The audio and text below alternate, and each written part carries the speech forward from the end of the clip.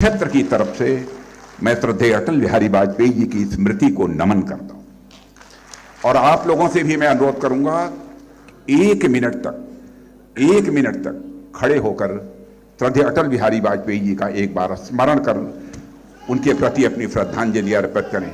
कोई आवाज नहीं, शांत शांत, कोई आवाज नहीं।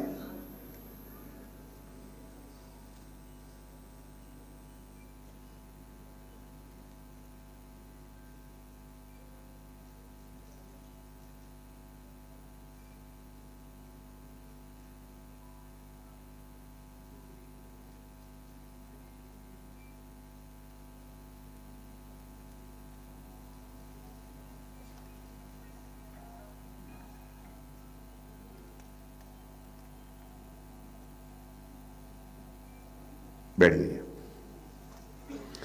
साथियों, आज मैं कोई भाषण नहीं करूंगा आप सबके बीच, और मैं श्रद्धेय अटल बिहारी वाजपेयी जी मेमोरियल फाउंडेशन की जिम्मेदारी जो हमारे उत्तर प्रदेश के उप मुख्यमंत्री श्रीमान ब्रजेश जी पाठक ने बखूबी निभाई है और लगातार उनकी स्मृति में इस लखनऊ में कार्यक्रम करते रहते हैं, इस फाउंडेशन को भी मैं अपनी तरफ से हार्दिक बधाई देता हूं। श्री ब्रजेश पाठक जी को भी इसके लिए मैं विशेष रूप से बधाई देता हूं। और हम सभी काव्य जगत ही कहकर ही मैं उनको सीमित नहीं करना चाहता, बल्कि हिंदी साहित्य जगत के एक मानी जानी हस्ती,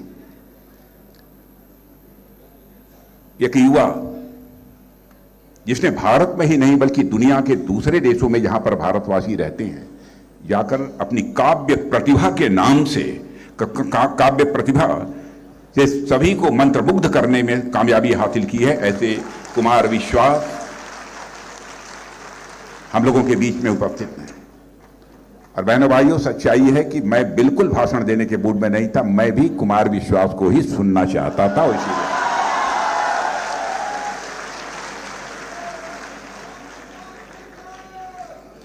और मैं कुमार विश्वास जी को मैं विशेष रूप से धन्यवाद देना चाहता हूं, क्योंकि हमारा संसदीय निर्वाचन क्षेत्र है।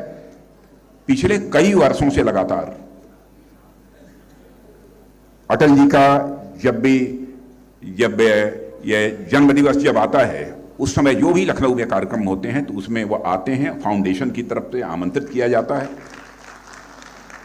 और यहां पर अपनी प्रतिभा के माध्यम से अटल जी के प्रति वह श्रद्धांजलि अर्पित करते हैं। इसलिए आज ज्यादा कुछ न कहते हुए मैं पुनः एक बार श्रद्धेय अटल बिहारी वाजपेयी जी की स्मृति को नमन करते हुए मैं सीधे ये कहूंगा कि अब कुमार विश्वास जी अब मंच पर आएं और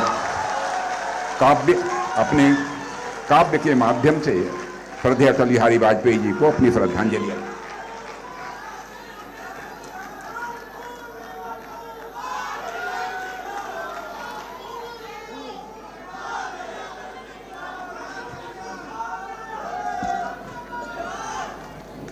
भारत रत्न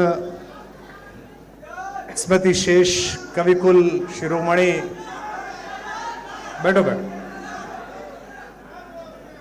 वो वामपंथ की तरफ बचपन से ही नहीं है।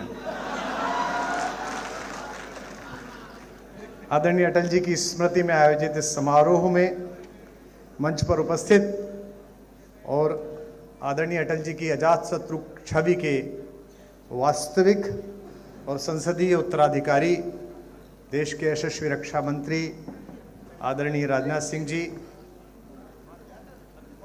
विश्व में राम राज्य की परिकल्पना जिस वस्त्र विन्यास को धारण करके महाराज भरत ने लागू की, उसी वेशभूषा में मंच पर बैठे प्रदेश के यशस्वी मुख्यमंत्री आदरणीय योगी आदित्यनाथ जी, लगभग 36 वर्ष पूर्व विश्व हिंदू परिषद के आदरणीय अशोक सिंघल जी के सानिध्य के कारण, मेरे पूज्य पितृव्यवर मेरे ताऊ जी स्मृति शेष सुमन जी के संपर्क के कारण, मेरे प्रति स्नेह रखने वाले यशस्वी उप मुख्यमंत्री केशव भैया, और पिछले 36 वर्षों से विश्वविद्यालय राजनीति से लेकर आज तक मेरी काव्य प्रतिभा का निरंतर आर्थिक शोषण करने वाले प्रदेश के यशस्वी उप मुख्यमंत्री श्री ब्रजेश पाठक जी, हमारे पश्चिमी उत्तर प्रदेश के एक सितारे और भारतीय जनता पार्टी का प्रदेश नेतृत्व संभालने वाले भूपेंद्र भैया और तमाम मंच पर बैठे हुए आदरणीय महेंद्र जी, सभी महत्वपूर्ण लोग बैठे। इस कार्यक्रम में मैं वर्ष में एक बार आदरणीय रक्षा मंत्री जी आता हूँ, लखनऊ एक ही बार आता हूँ और वो भी फ्री में, तो ये कह देना आवश्यक है क्योंकि आज सारा जो मीडिया आया है वो इसलिए भी आया है कि रक्षा मंत्री जी आए हैं, अटल जी का 100वां जन्मदिन है, आदरणीय मुख्यमंत्री जी और महत्वपूर्ण लोग हैं। लेकिन मेरा पिछले 5 दिन का अनुभव यह है कि मीडिया इसलिए भी आया है कि इन सब की उपस्थिति में मैं कुछ बोलूं और उसमें से 20 सेकंड का काटकर चलाया जा सके। तो मैं आशा करता हूं कि कैमरा के जितने भी लोग हैं हम उन्हें पर्याप्त अवसर देंगे, प्रदान करेंगे। मेरे प्रति बड़ा स्नेह अटल जी का रहा और कभी अगर प्रधानमंत्री भी बन जाए तो वो कवि रहता है। और वे जब प्रधानमंत्री पद पर सुशोभित थे तो महीने में एक बार, 2 महीने में एक बार जब भी उन्हें समय मिलता था तो स्मृति शेष प्रमोद जी के माध्यम से वो दिल्ली में रहने वाले, एनसीआर में रहने वाले जिन 3-4 कवियों को बुलाकर उनको सुनते थे और कुछ अपना लिखा हुआ सुनाते थे। उनमें सबसे कम वय का और बिल्कुल अल्पज्ञ बालक के रूप में उनका स्नेह मुझे मिला। ये मेरा सौभाग्य है। जैसा कि आदरणीय दिनेश जी ने उल्लेख किया था, यह भी सौभाग्य है कि जिन महनीय विभूतियों को पूरे भारत में लाखों लाख लोग प्रतीक्षा करके सुनते हैं, उन महनीय विभूतियों ने मुझे समय दिया कि मैं यहाँ अपनी बात कह सकूं। एक कवि की काव्य पाठ है, एकल काव्य पाठ है। यह भी कारण हो सकता है कि बाकियों ने पैसे मांग लिए हों, लेकिन मैं इसे अपना सौभाग्य मानता हूँ। आदरणीय मुख्यमंत्री जी से अनुरोध करता हूँ कि उन्होंने शासन व्यवस्था बहुत अच्छी की, कानून व्यवस्था बहुत अच्छी की, उप मुख्यमंत्री की वित्तीय हालत को भी वे थोड़ा सुधारें। तो केवल काव्य पर पलने वाले इस गरीब ब्राह्मण का भी भला हो सके। लेकिन मुझे लगता है कि जिस दिन ब्रजेश जी देना शुरू कर देंगे उस दिन ये बातचीत का क्रम बंद हो जाएगा। शायद इसीलिए उन्होंने संकल्प कर रखा है कि उन्हें देना ही नहीं है। मैं कुछ एक पंक्तियां पढ़ता हूं। जब कभी हम अटल जी के बारे में बात करते हैं या किसी भी सफल व्यक्ति के बारे में बात करते हैं तो हमें लगता है कि यह सफलता एक दिन में प्राप्त हो गई होगी। ये सफलता एक दिन में प्राप्त नहीं होती, वर्षों लगते हैं, संघर्ष लगता है और समूह और सामने बैठे हुए लोग अक्सर सफलता के सितारे देखते हैं, असफलता का एकात्म रुदन कोई नहीं देखता। उस एकात्म रुदन से जब सफलता निकलती है तो उसे चकाचौंध भाव से पूरा विश्व देखता है, पूरा प्रदेश देखता है, पूरा भारत देखता है। अटल जी भी उसी सफलता के मानक पर चढ़े और मंच पर जो लोग बैठे उन्होंने भी यही सफलता प्राप्त की। इस कार्यक्रम में एक अनुभव मुझे बार बार ऐसा भी होता है, जब भी भाषण होते हैं, विशेष रूप से भूपेंद्र जी का जब भाषण होता है तो मुझे लगता ही नहीं कि एक कवि सम्मेलन है। मुझे लगता है थोड़ी देर बाद भूपेंद्र जी सदस्यता की पर्ची लेके मेरे पास भी आ जाएंगे। और अरे सो आज बड़ी कृपा की उन्होंने कि आज उन्होंने विस्तार की सारी भूमिकाएं नहीं बताई, उसके लिए मैं उनका आभारी हूं। मैंने सुना कि जगत को जीतने के बाद, मैंने सुना कि महासमर महाभारत में गीता का वाचन करने के बाद, 5 निर्वासित राजकुमारों को विजय दिलाने के बाद, जरासंध और शिशुपाल जैसे राक्षसों के वध की परियोजना को पूर्ण करने के बाद योगेश्वर कृष्ण एक बार ब्रज लौटे थे। उस भावभूमि पर मैं एक गीत विशेष रूप से सुनाता हूं क्योंकि मंच पर वे सभी लोग बैठे हैं जिन्होंने अपने अपने जीवन के महासमर में कृष्ण की भूमिका निभाई है। यहां बहुत सारे लोग ऐसे हैं जिनके जीवन में और रस था, लेकिन लोक मंगल के इन्होंने रस का त्याग किया। जब कभी गुजरात जाता हूं तो मैं गुजरात के लोगों से शिकायत जरूर करता हूं कि आपसे यह शिकायत है कि हमने हंसता, गाता, गुनगुनाता, बांसुरी बजाता हुआ कन्हैया आपको सौंपा था, आपने उसे द्वारिकाधीश तो बनाया पर उसकी बांसुरी भी छीन ली और उसकी राधा भी छीन ली। ये पहली परियोजना है। सुनते हैं कि कृष्ण ब्रज लौटे और यह खबर उनके वियोग में आंख खो चुकी राधा जी को प्राप्त हुई। किसी ने कहा इस बार तीज के मेले में कन्हैया आने वाला है। तब तक राधा अपने नेत्रों की ज्योति लगभग खो चुकी थी। इसकी प्रारंभिक 2-3 टिप्पणियों पर आपका नाद मेरी भूमिका तैयार कर देगा। तो किसी ने कहा कृष्ण आने वाले हैं, राधा चुप रही। उसके बाद वो समय भी आया जिस दिन कृष्ण आने वाले थे। आज मुख्यमंत्री जी आते, रक्षा मंत्री जी आते हैं तो बाहर तक पता चल जाती है कि एक विशिष्ट अतिथि आए हैं। वो तो सम्राटों के सम्राट थे, पूरे मेले को पता चल गई, गोकुल को पता चल गई कि कन्हैया आ गए हैं।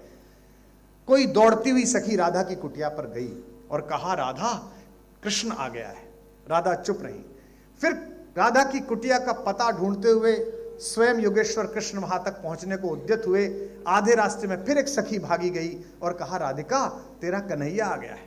राधिका फिर भी चुप रही।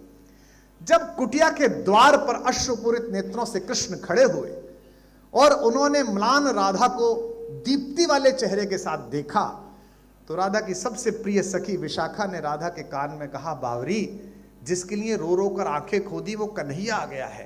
राधा ने जो उत्तर दिया वो मेरे गीत की भूमिका है। आपकी ध्वनि बताएगी कि आपको भूमिका कैसी लगी। कहा कि कन्हैया आ गया है। राधा ने कहा, जगत भर आया है, जब बाह भर आ जाएगा तो मान लो कि क्या आ गया है। ये सभी सफल लोग अपने शयन कक्षों तक जगत भर पहुंचते हैं, बाह भर नहीं पहुंचते। जमाने भर की चिंताएं रहती हैं। हम सब जो लोग अंतरंगता के व्रत में आते हैं, हम सब जानते हैं कि देश की रक्षा सीमाओं की सुरक्षा के लिए दिन रात उद्यत रक्षा मंत्री जी किस मानसिकता में पिछले 1 वर्ष से काम कर रहे हैं, हम सब जानते हैं। परिवार के सदस्य होने के कारण जानते हैं। लेकिन उनकी दृढ़ता में, उनकी चाल में, उनके संकल्प में, उनकी वाणी में जरा कंपन आप अनुभव नहीं कर सकते। किसी ने कहा कि तेरे पास तक आ गया है। अब थोड़ा और गंभीर हो जाइए, अच्छा सुनना है आप। पहुंचकर कृष्ण ने कहा, राधिका मैं तेरा कन्हैया। राधा ने सिर पर हाथ फिराया और कहा, इस पंक्ति को आप पकड़ लेंगे तो मैं जान जाऊंगा। कहा, कृष्ण की प्रेमिका की कुटिया में तुम्हारा स्वागत है द्वारिकाधीश। कृष्ण ने कहा, कैसी बात करती है, मैं तेरा कन्हैया, द्वारिकाधीश क्यों कहती है? थोड़ा और जागे पीछे के लोग। राधा ने कहा, हाँ द्वारिकाधीश, मैंने भी यही सोचा कि मेरा कान्हा आ गया है। मैंने आपके सिर पर हाथ फिराया तो ये सोचा कि मोर पंखों से मेरी उंगलियां छुएंगी, लेकिन सम्राट के मुकुट में निकली हुई किरचों से मेरी हथेलियां कट गई हैं। द्वारिकाधीश तुम्हारा स्वागत। कृष्ण ने राधा का हाथ पकड़ा और अपने हृदय पर रखा और कहा, अनुभव कर इस हृदय की गति को। मैं तेरे लिए गीत गोविंद गाने वाला तेरा कृष्ण। झटके से हाथ छुड़ाकर राधा ने जो कहा, फिर और हाथ खुलेंगे शायद आपके तालियों में। राधा ने कहा, हाँ द्वारिकाधीश, मैंने आपके हृदय पर हाथ यही सोचकर लगाया था कि वन फूलों की मालाएं मेरे हथेली से लगेंगी, लेकिन आपके गले में पड़ी हुई मणियों ने मेरी हथेलियों पर किरच डाल दी हैं। आपका स्वागत है द्वारिकाधीश। आखिरी टिप्पणी और गीत आ रहा है, इसे स्वीकार करिएगा। गीत की अगवानी में अपने हाथ उठाइए। हाथ पकड़कर कहा, इस हाथ को अनुभव कर, इसी से मैंने मुरली बजाई। हाथ छुटाकर राधा ने कहा, हाँ द्वारिकाधीश, मैंने आपका हाथ यही सोचकर थामा था कि इसमें मुरली का स्पर्श होगा, लेकिन शिशुपालों की गर्दन उड़ा देने वाले चक्र को धारण करते करते आपकी उंगलियों में गड्ढे पड़ गए हैं। आओ द्वारिकाधीश तुम्हारा स्वागत। कृष्ण ने कहा कि मेरे लिए क्या है, मैं तेरे लिए गीत गाना चाहता हूं। राधा ने कहा कि नहीं, अब जाओ दुनिया को गीता सुनाओ, महासमर में लोगों को विजेता दिलाओ। मैं जिस प्रेम में थी उसमें आनंद में हूं। बस आखिरी बात कह रहा हूं, फिर गीत सुना रहा हूं। कृष्ण बनने की पहली शर्त यह है कि हम सबको अपना गोकुल, अपनी राधाएं, अपनी बांसुरियां छोड़कर आनी पड़ती हैं। पहली बार ये गीत शायद हिंदी में या किसी भाषा में हुआ है। कुछ लोग रो रहे हैं, जिनकी आंखों में आंसू हैं। लोग मुझसे अक्सर पूछते हैं कि आपको सरकारी सम्मान नहीं मिले। पिछली सरकारें तो दे भी नहीं सकती थी, उनकी तो भारतीय यश की दूसरों के लिए ही थी। लेकिन मैं ये मानता हूं कि इतने महनीय श्रोता सुने और इतने महनीय श्रोता रो पड़े, ये किसी भी बड़े सम्मान से कम बात नहीं है। इसके लिए आभार करते हैं। सुनिएगा, गीत सुनाता हूं कि कृष्ण क्या कह रहे हैं। आप सब भी गुनगुनाइए और गाइए। मंच का विशेष आशीर्वाद स्नेह चाहता हूं, सुनिएगा। कृष्ण ने राधा से कहा कि मथुरा छूटी छूटी द्वारिका। बस थोड़ा आनंद के साथ सुनिएगा। मैं जानता हूं कि कुछ उत्साही आप सब लोग भी हैं, लेकिन इस समय महफिल कैसी है, सामने लोग कौन है? महफिल का शहसवार फकत नाखुदा नहीं, महफिल में बैठने का सलीका भी चाहिए। तो मथुरा छूटी, आप सब जानते हैं कि जब खुले मैदान में कोई अखाड़ा होता है तो मेरी भाषा क्या होती है। लेकिन यहां वे लोग बैठे हैं जो मानक लोग हैं, जिनका मैं बहुत आदर करता हूं और जिनका मेरे प्रति अहेतुक स्नेह है। उन सब के प्रति मैं जानता हूं आदरणीय मुख्यमंत्री जी का, आदरणीय रक्षा मंत्री जी का और मंच पर बैठे तमाम महनीय लोगों का मेरे प्रति बड़ा प्रेम है। उस प्रेम को हाजिर नाजिर जान के पढ़ रहा हूं कि मथुरा छूटी छुटी द्वारिका, इंद्रप्रस्थ ठुकराऊं। वह कर सकते हैं, वही पेमेंट है आज आप सब भी। अब मंच से अनुरोध करूंगा कि आप लोग जरूर वहां कर दें, जो कि पार्टी का कार्यकर्ता पहले नेता की तरफ देखता है कि नेता कर रहा है कि नहीं कर रहा है। कि मथुरा छूटी, सरकार में बहुत होता है, हमने भी दुर्भाग्य से एक बार चलाई थी तो वो 90 के बैच का आईएएस चुटकुला सुनाता था तो 85 वाला हंसता ही नहीं था कि जूनियर पे क्या हंसना। कि मथुरा छूटी छुटी द्वारिका, इंद्रप्रस्थ ठुकराऊं। अगली पंक्ति पर वहा करना, पंक्ति पढ़ रहा हूं कि मथुरा छूटी छुटी द्वारिका, इंद्रप्रस्थ ठुकराऊं। बंसी छूटी गोकुल छूटा, कब तक चक्र उठाऊं। बंसी छूटी गोकुल छूटा, कब तक चक्र उठाऊं। जो लोग समझ जाएं कि बड़े ठाकुर और छोटे ठाकुर के बीच क्या संबंध है, राम और कृष्ण के बीच, वो ये पंक्ति पकड़ लेंगे कि बंसी छूटी। अब महाराज जी, हमारे ब्रज में कहानी आती है कि जब 15 वर्ष के हो गए कन्हैया और 15वें जन्मदिन पर 14वें जन्मदिन के बाद माता देवकी और वसुदेव को छुड़ाने के लिए पहुंचे कारागार में कंस का वध करके और पैर छुए, तो रास मंजरी में एक गीत आता है कि माता देवकी ने उनको जोर से एक घूसा मारा और कहा कि बड़ा योगेश्वर बनता है, बड़ा शक्तिशाली बनता है, मां को 14 साल के लिए छोड़ के रखा, छुड़ाने नहीं आया। तो कन्हैया तो थोड़े चुलबुले हैं, मजाक में कहा मैया क्यों मारती है, पिछले जन्म में 14 साल तूने छोड़ दिया था, इस बार 14 साल मैंने छोड़ दिया। कि बंसी छूटी गोकुल छूटा। अब अगली पंक्ति आती है, संभालिएगा, मुझे बताइएगा अटल जी के श्रोता हैं। बंसी छूटी गोकुल छूटा, कब तक चक्र उठाऊं। पिछले जन्म जानकी तुझ बिन जैसे तैसे बीता।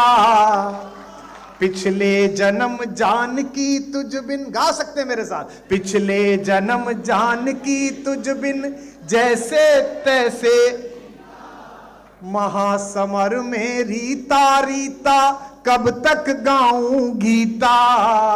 महासमर में रीता रीता, कब तक गाऊं। और अभी कितने जन्मों तक, हम पर संगीत नहीं है लेकिन ये अटल जी का मंच अगली पंक्ति के समापन पर तालियों की ताल से झूमे, ऐसा मन है। और अभी कितने जन्मों तक, और अभी कितने जन्मों तक तुझसे दूर बिताऊं। कब तक गीत सुनाऊं राधा, कब तक गीत सुनाऊं। कब तक गीत सुनाऊं राधा, कब तक, गाइए, कब तक गीत सुनाऊं राधा। पहला बंद सुनिएगा कि बचपन से प्रभुता का बोझा ढोते कटी जवानी। अपेक्षाएं आपको बहुत कष्ट सौंपती हैं, अपेक्षा हो जाए तो बड़ा कष्ट है। आपके पास एक प्रतिभा और जगत आपसे अपेक्षा करे तो बड़ा कष्ट है। कि बचपन से प्रभुता का बोझा ढोते कटी जवानी, हर पल षड्यंत्रों में उलझी सांसें आनी जानी। युग की आंखें अमृत पीती रही मुझे तक तक कर। ये पंक्ति संभालिए लखनऊ के लोगों। युग की आंखें अमृत पीती रही मुझे तक तक कर। अधर मधुर देखे सबने पर पीड़ा ना पहचानी। अधर मधुर देखे सबने पर पीड़ा ना पहचानी। ये बड़े बड़े घर, ये बड़े बड़े नेम प्लेट और इनके पीछे का अकेलापन मंच अनुभव करता है। मैं किसी का संकेत नहीं कर रहा, आप समझ जाएंगे। अधर मधुर देखे सबने पर पीड़ा ना पहचानी। इस पीड़ा को यार सुदामा इस पीड़ा को यार सुदामा कब तक महल दिखाऊं, कब तक गीत सुनाऊं राधा, कब तक गीत सुनाऊं, कब तक गीत सुनाऊं राधा। एक दूसरा बंद अच्छा लगता है, सुनिएगा, छोटा सा गीत है, मैं समय की मर्यादा समझता हूं, सुनिएगा। पहली पंक्ति को कविता की तरह सुनिए, ताकि इस कार्यक्रम के जो 2 भाग थे उसमें कविता पाठ भी जागृत रहे, जीवित रहे। कि 2 माओं ने लाड़ लड़ाया, विराजे, कि 2 माओं ने लाड़ लड़ाया, 2 चेहरों ने चाहा। आपकी वाह मिले, मैं उनकी व्यस्तता समझता हूं। कि 2 माओं ने लाड़ लड़ाया, 2 चेहरों ने चाहा, फिर भी भरी द्वारिका में मैं खुद को लगा पराया, फिर भी भरी द्वारिका में मैं खुद को लगा। हर कार्यक्रम में आप जाइएगा तो आपको शॉल पहनाया जाता है, आज तो वही था सिर्फ।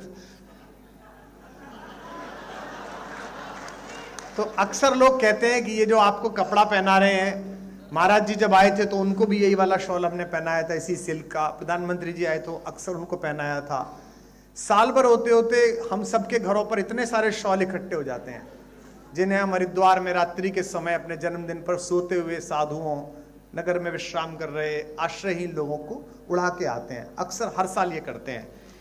लेकिन इस एक क्रिया को मैं कविता में बांध रहा हूं कि कृष्ण का अकेलापन क्या है। मुझे अभी भी आपसे और अपेक्षा है रस की, निवेदन करता हूं कि 2 माओं ने लाड़ लड़ाया, 2 चेहरों ने चाहा, फिर भी भरी द्वारिका में मैं खुद को लगा पराया। मेरा क्या अपराध कि मेरा गांव गली घर छूटा। मैं जानता हूं कि एक सन्यासी स्वयं नदी के तीर पर खड़े होकर अपना पिंडदान करता है, लेकिन कितना भी संन्यास्त हो जाए, देवभूमि उत्तराखंड के उन गांवों की महक तो महाराज जी आपके हृदय तक आती होगी, जो आपने संकल्पों के कारण, जिस एक रसमय संबंध को आपने इसलिए छोड़ा कि आप एक संकल्प जी रहे हैं। और यही कारण है कि हमारे पास पिछले इतने वर्षों से किस्से नहीं हैं मुख्यमंत्री के भाइयों के, भतीजों के, भांजों के, चाचाओं के और ताऊओं के। 2 माओं ने लाड़ लड़ाया, 2 चेहरों ने चाहा। पंक्ति आ रही है, संभालिएगा। फिर भी भरी द्वारिका में मैं खुद को लगा पराया। मेरा क्या अपराध कि मेरा गांव गली घर छूटा। एक एक व्यक्ति की शिरकत हो अगली लाइन में, सबकी तालियां उठें। मेरा क्या अपराध कि मेरा गांव गली घर छूटा। आंचल से बिछड़े को जग ने पीतांबर पहनाया। आंचल से बिछड़े को जग ने पीतांबर पहनाया। जग चाहे जाते जाते भी अंतिम सांस तक लोक मंगल के लिए काम करना, यह कृष्ण संवाद है। जाते जाते भी, आखिरी समय में भी वो क्या कर रहे थे, मैं पंक्ति पढ़ रहा हूं, फिर तालियों की ताल देना। जग चाहे जाते जाते भी बंसी मधुर बजाऊं, कब तक गीत सुनाऊं राधा, कब तक गीत सुनाऊं, कब तक गीत सुनाऊं राधा। सब गाइए। कब तक गीत सुनाऊं राधा, कब तक गीत सुनाऊं राधा, कब तक। अंतिम बंद पढ़िएगा मेरे मन के माध्यम से और सुनिएगा आत्मा के माध्यम से। ये मैं किसी को समर्पित नहीं करता, लेकिन सोशल मीडिया का जमाना है। 2 घंटा 23 मिनट बोला मैं 4 दिन पहले, 20 सेकंड चला, 20 सेकंड, और उसमें बहुत आभार आदरणीय गृह मंत्री जी। 2 घंटा 23 मिनट में 20 सेकंड, एक जरा सी बात होती है और पूरा विश्व लेकर उड़ जाता है। एक छोटा सा मुझे स्मरण आ गया, आदरणीय मुख्यमंत्री जी, आदरणीय रक्षा मंत्री जी, मेरे को आदत है फेसबुक ट्विटर पे लिखने के बाद 5 बिंदी लगा देने की। तो मैं एक बार बंबई जा रहा था तो मैंने एक वाक्य लिखा, 5 बिंदी लगाई, फिर सोचा यही वाक्य कॉपी करके ट्विटर पे लगा देता हूं, लेकिन वो कॉपी की जगह कट हो गया और तब तक वो व्योमबाला घूरने लगी एयर होस्टेस कि बंद करिए मोबाइल। तो मैं अच्छे नागरिक की तरह बंद करके बैठ गया। अब 2 घंटे बाद उतरा तो घटना यह कि 5 बिंदु चुपके हुए, कुछ नहीं लिखा हुआ है, और आनंद तो लेंगे कि नीचे 2000 कमेंट। यही तो विद्वान आदमी की पहचान है।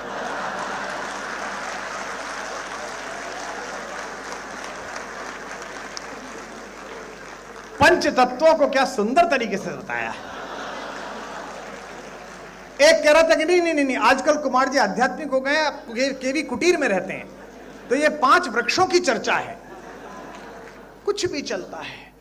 आपसे एक अपराध अनायास हो या किसी के माध्यम से हो जाए, अपयश में रुचि लेने के लिए पूरा संसार उत्सुक है, लेकिन आपने जितना पुरुषार्थ किया है, आपने जितनी क्षमता और मेहनत की है, उसकी कृतज्ञता देने के लिए संसार बहुत कंजूस है। मैं अंतिम पंक्तियां और अंतिम बंद पढ़ता हूं, उन लोगों के सम्मुख पढ़ रहा हूं जिनको यश और अपयश दोनों का अभ्यास है, तब पढ़ रहा हूं कि कब तक गीत सुनाऊं राधा, कब तक गीत सुनाऊं। अब ये सुनिएगा, ये कृष्ण भी कह रहे हैं और दिल्ली राजधानी क्षेत्र से आया हुआ एक कवि भी कह रहा है, जो विभिन्न क्षेत्रों में टहल के आया है,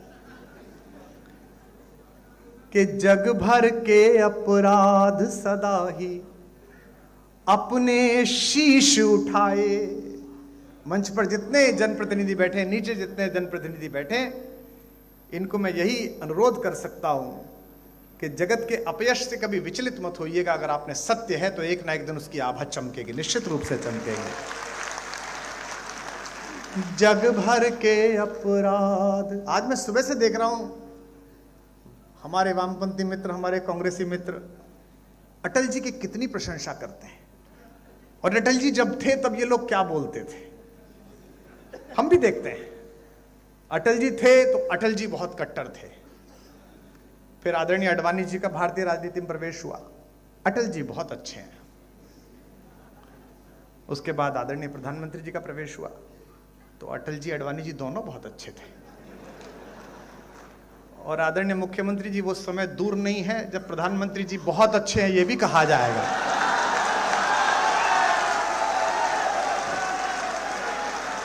जग भर के अपराध सदा ही।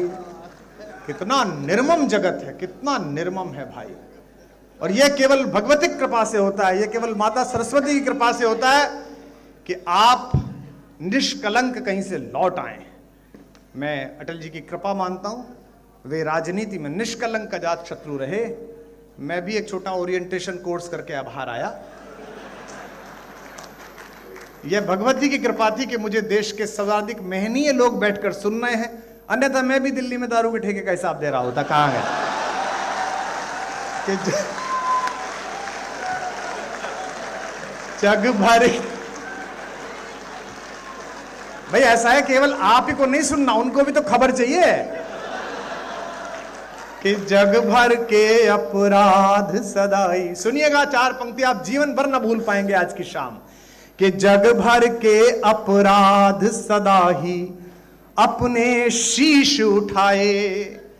हम 10वीं में थे रक्षा मंत्री जी, इस बात से कुंठित रहते थे कि दिन रात मेहनत करने के बाद भी हमारे भी उतने नंबर आते थे जितने नकल करने वालों के आते थे। आपके आने के बाद हमारे प्रोफेसर पिताजी ने कहा, जो संघ के स्वयंसेवक है, इस बार लगा दे घुटने, अब के आ गया राजनाथ सिंह, नकल पे हो गई है नकेल, या तो तू जीतेगा या वो जीतेंगे। और हम सौभाग्यशाली है कि उस बार हमने अपना जिला टॉप करा, जो कि हमने सच्चाई से पढ़ाई की थी। कि जग भर के अपराध सदा ही अपने शीश उठाए। गाना इसको, और अगली पंक्ति पर महोत्सव कर देना। जग भर के अपराध सदा ही अपने शीश उठाए। जब तक तैयार नहीं हो जाओगे तब तक दूसरी लाइन नहीं दूंगा मैं। जग भर के अपराध सदा ही अपने शीश उठाए। रस का माखन सबने चाखा, चोर हम ही कहलाए।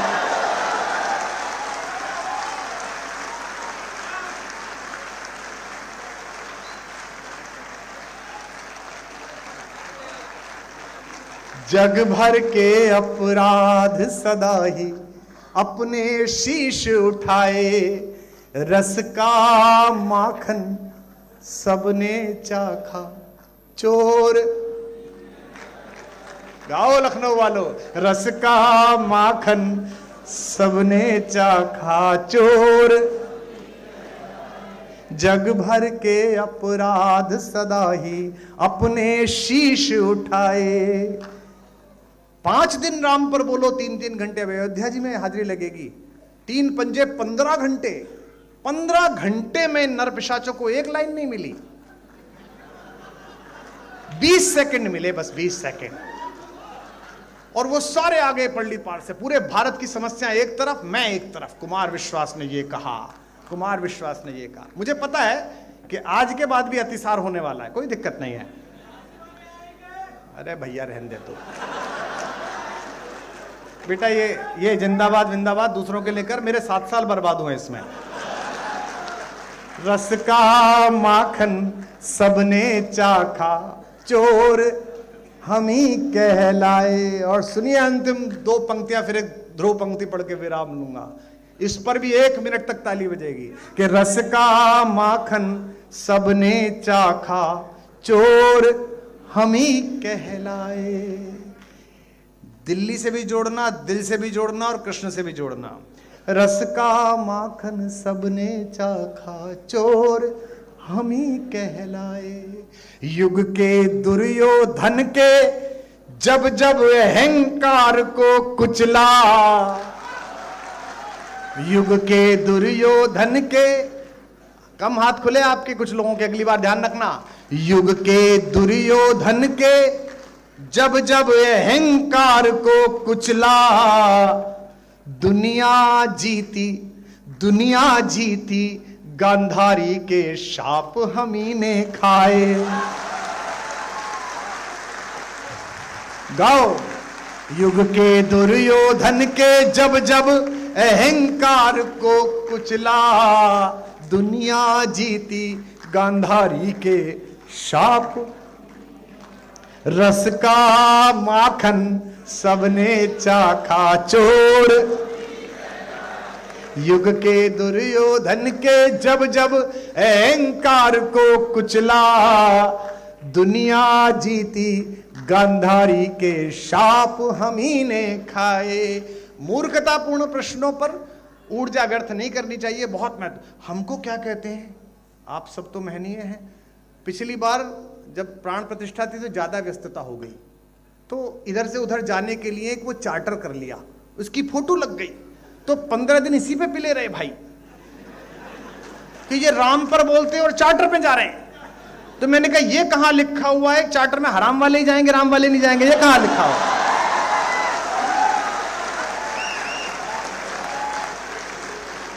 रस का माखन। अब छाती कूटो या माथा कूटो, भारत के सांस्कृतिक पुनर्जागरण का वर्ष तय हो गया है। अगले 100 वर्ष हिंदुस्तान को कोई नहीं रोक सकता।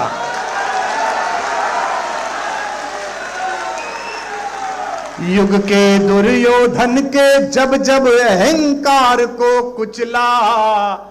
फिर कह रहा हूं, अपने बच्चों को रामायण पढ़ाओ, महाभारत पढ़ाओ, और इसलिए पढ़ाओ कि फायदा होगा। मुझे हुआ, मैंने महाभारत पढ़ी थी तो मुझे पता था कि मित्र अगर दुर्योधन निकल जाए तो उसके रथ से उतर के भागो, वरना कर्ण की तरह मारे जाओगे। तो इसलिए पढ़ो, चलो मत पढ़ो उस कारण से जो मैंने कहा था, इस कारण से पढ़ लो। युग के दुर्योधन के जब जब अहंकार को कुचला, दुनिया जीती, गांधारी के 36-37 वर्ष हो गए मंच पे हमें, हैं? 30 साल तुमने जो उपेक्षाएं की उसका कोई मायना नहीं। हम खुद ही लड़ते रहे, खुद ही भिड़ते रहे, अकेले बोलते रहे। आज थोड़ा सा बड़े लोगों का आशीर्वाद मिल गया, उनका स्नेह मिल गया, तो तुम्हें दर्द हो गया कि कवि इतना लोकप्रिय क्यों है। कवि लोकप्रिय नहीं है, विचार लोकप्रिय, जिसे कवि गा रहा है। युग के दुर्योधन के जब जब अहंकार को कुचला। विदा करना मुझे, मैं आपसे सवाल पूछ रहा हूं अगली लाइन में। दुनिया जीती गांधारी के शाप हम ही ने खाए। लखनऊ वालों, मुझको गले लगाओ। ये कृष्ण कह रहे हैं और मैं भी कह रहा हूं, मुझको गले लगाओ या बस मैं ही गले लगाऊं। कब तक गीत सुनाऊं राधा, कब तक गीत सुनाऊं, कब तक गीत सुनाऊं राधा, कब तक गीत सुनाऊं, कब तक गीत सुनाऊं राधा, कब तक गीत सुनाऊं। बोलो बाके बिहारी लाल की।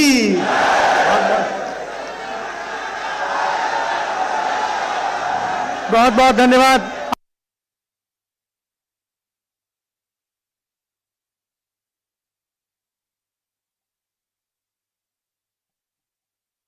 वरिष्ठ कार्यकर्ता, उनको आने में थोड़ा विलंब हो गया।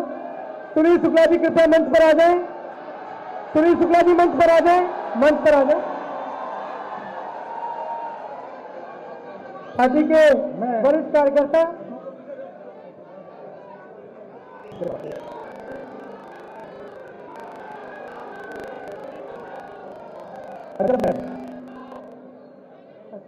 कि कोई दीवाना कहता है,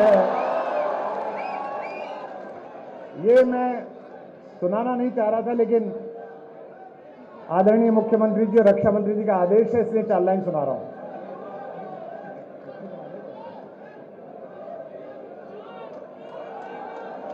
एक सम्मान पूरा हो जाए, वो बहुत महत्वपूर्ण है।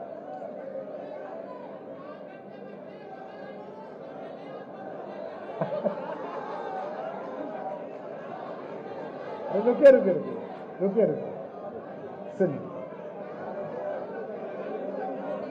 अच्छा, एक बार तालियां बजा के बताइए। चलिए आप, बहुत आभार। मैं आदरणीय अतिथियों के समय की मर्यादा और उसकी सीमा समझता हूं। मुझे विशेष अनुग्रह पूर्वक 2 मुक्तक के लिए समय सीमा दी गई, तो मैं सुनाता हूं, सुनिएगा।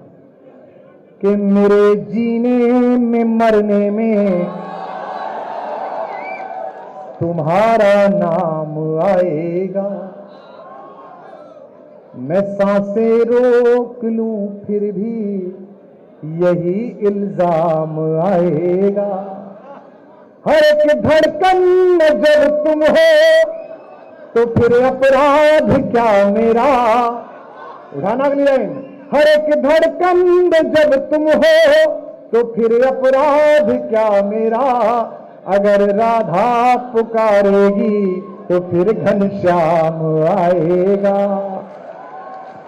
अच्छा, सब गाइए कि कोई दीवाना कह कोई,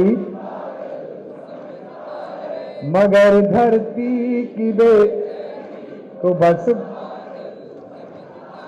मैं तुझसे दूर, तू मुझसे, ये तेरा। बोल सियावर रामचंद्र भगवान की।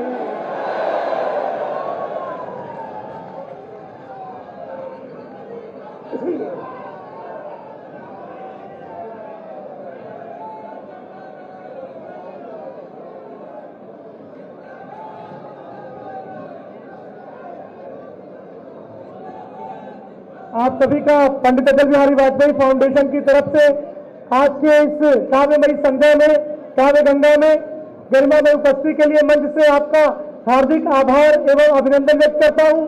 आभार व्यक्त करता हूं माननीय मुख्यमंत्री जी का, माननीय रक्षा मंत्री जी का, माननीय उप मुख्यमंत्री जी का, माननीय प्रदेश अध्यक्ष जी का, और आप सभी का बहुत बहुत धन्यवाद। जय भारत, जय श्री राम।